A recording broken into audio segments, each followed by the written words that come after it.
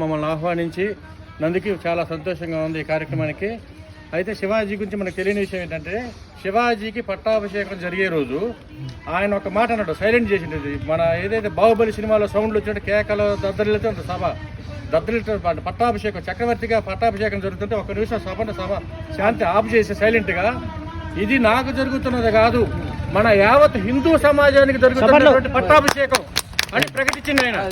అయితే దీంట్లో ఇప్పుడు మనకు అన్ని కులాలు మతాలు ఉండవు. కాంతయ్య గారు కూడా పెద్దలు ఆ రోజు మహమ్మదీయులు ఖర్జూరాలు అమ్ముకోవడానికి మన దగ్గరికి వచ్చి వాళ్ళు బలపడి మన భారతదేశాన్ని మొత్తం వాళ్ళ కబంధాస్తాల్లోకి తీసుకొని ప్రతి ఒక్క రాజుని చంపటం, మన మహిళలను హింసించటం, రకరకాలుగా మన ఏదైతే మన దేవాలయాలు మన సంస్కృతి అనే కేంద్రాన్ని లేకుండా వాళ్ళు పెకలించి వేస్తున్న సందర్భంలో నేనున్నానని నిలబడిన మహనీయుడు నేను ఒక్కడే నిలబడి ఇక్కడ చెప్పినగా మన భారతదేశం అన్ని మతాలకి కూడా ఇది ప్రతీకగా ఉన్నప్పటికీ కూడా బలహీన వర్గాలు అన్ని మన హిందూ మతం అంటే జీవన విధానం.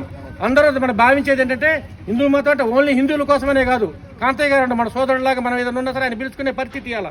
అంటే వివిధ మతాలు ఉన్నప్పటికీ కూడా మన జీవన విధానం ఏంటంటే మన కట్టు బొట్టు లేదా ఆడవారు కట్టుకునే మంగళసూత్రం కానీ మన విధానం కానీ ఒక చర్చిలో పెళ్లి జరిగినా సరే ఏమంటారంటే భారతీయ సాంప్రదాయం ప్రకారం మనం కట్టుకుంటాం, మన సిద్ధాంతం ఇది అన్నట్టు. అంటే హిందూ ధర్మం ఎక్కడ పాటించకుండా ఎవరో ఉండరు. అయితే ఆ రోజుల్లో మహమ్మదీయులు ఏదైతే మనని తక్కువ చేసి మనందరం అంటే ఇక హిందూ మతం లేదనే పరిస్థితి నుంచి ఆ మహానుభావుడు ఒక మహనీయుడు ఆయన ఉద్భవించి రామావతారంతో కృష్ణావతారం ఏ విధంగానో ఒక ఛత్రపతి శివాజీ కూడా మన హిందూ ధర్మాన్ని కాపాడటానికి పుట్టినటువంటి ఒక మహనీయుడు మహానుభావుడు పుట్టి ఆయన వచ్చిన తర్వాత ఆయన కుయుక్తులు అన్నీ కూడా చాలా చిన్న వ్యక్తి. ఇంతకంటే పెద్ద వ్యక్తిని కూడా కొన్ని వేల మందితో సైన్యంతో వచ్చిన వాడిని కుయుక్తితో మన ఇద్దరం కలిసి మధ్యలో కలుసుకుందాం అని చెప్పేసి చేతకి గోర్లు పెట్టుకొని ఆయన కత్తిపోటుతో పొడవబోతే కవచాలు పెట్టుకుంటేనా ఇట్లా పొడవబోయినప్పుడు సైడ్ అయ్యి ఈయన చేతిలో ఉన్న గోర్లతో చంపేస్తాడు.